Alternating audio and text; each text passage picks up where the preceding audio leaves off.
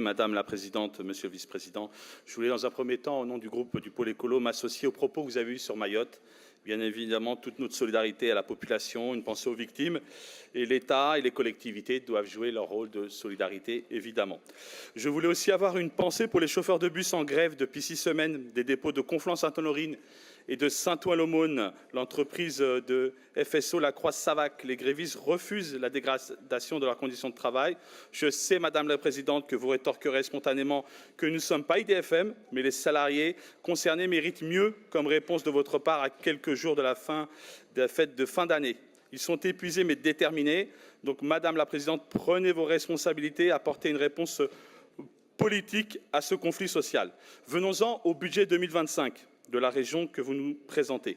Il est construit en partie à partir du projet de loi de finances présenté par le gouvernement de Michel Barnier. La censure de ce gouvernement a été une bonne nouvelle pour les Français et les Françaises, tant ces choix étaient injustes.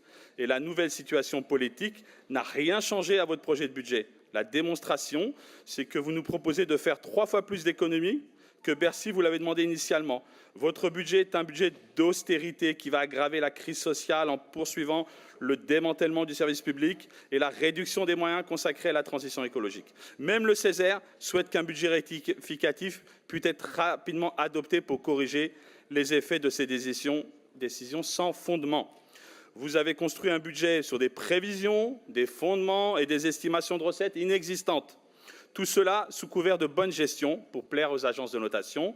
Bonne gestion, j'en doute, quand on est passé en 2015 de 21 millions de loyers à 35 millions en 2024, plus de 14 millions par an, quand vous êtes responsable de l'explosion de la dette d'IDFM de 15 milliards avec une trajectoire de 25 milliards en 2034, le désendettement frôle les 15 ans, qui est la limite contractuelle avec le créancier, la Banque européenne d'investissement.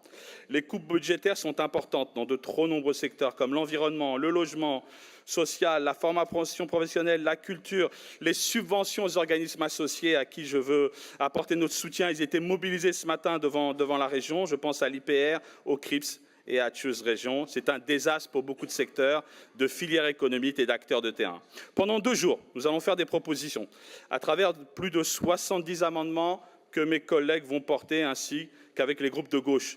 Nous démontrerons que notre capacité à avoir un projet alternatif avec un sérieux budgétaire tout en continuant de protéger les Franciliens et les Franciliennes, contrairement à votre budget. Nos priorités sont à la fois la préservation du service public, la réponse à l'urgence sociale, en s'attaquant aux inégalités territoriales qui traversent notre région et à l'adaptation au changement climatique. Prenez ces propositions au sérieux, ne balayez pas tout d'un revers de main comme à votre habitude. Faites preuve de pragmatisme et libérez-vous de cette idéologie libérale qui pense que la baisse des dépenses publiques est la seule option possible pour l'avenir d'une puissance publique. Le pôle écologiste a une première proposition à vous faire ce matin. C'est l'abandon d'un lycée et de fait une cité scolaire à Gonesse sous les avions. C'est tout de suite 122 millions d'économies.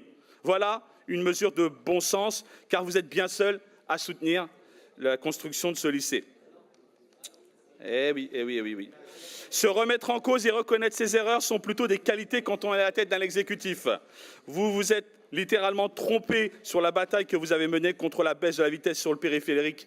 Et les baromètres et les études qui ont été publiées en attestent. Tout le monde peut se tromper, Madame la Présidente. L'urgence sociale, favoriser la formation de l'emploi des jeunes et des moins jeunes avec les dispositifs PRIC et R que vous préférez sacrifier. Le Césaire exprime sa profonde préoccupation par rapport au soutien des jeunes, à l'apprentissage. Votre budget est aussi un budget anti-jeunes.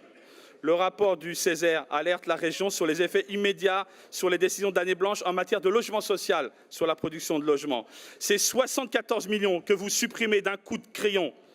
La population francilienne, pourtant, est à 70% éligible. C'est du logement pour tous. Sur l'adaptation au changement climatique, comment pouvez-vous arrêter des aides aux énergies renouvelables avec à la fois la nécessité de plus dépendre des énergies fossiles et de l'explosion des prix? Vos choix sont anachroniques. Vous baissez également le budget de la culture. Et vous savez, Madame la Présidente, ce que disait Winston Churchill quand on lui a demandé qu'il fallait couper dans le budget de la culture pour aider l'effort de guerre. Vous savez sa réponse? Il répondit tout simplement « Mais alors, pourquoi nous battons-nous » Je vous retourne cette question. Pourquoi vous battez-vous, à part de saigner les Franciliens et les Franciliennes? Je vous remercie.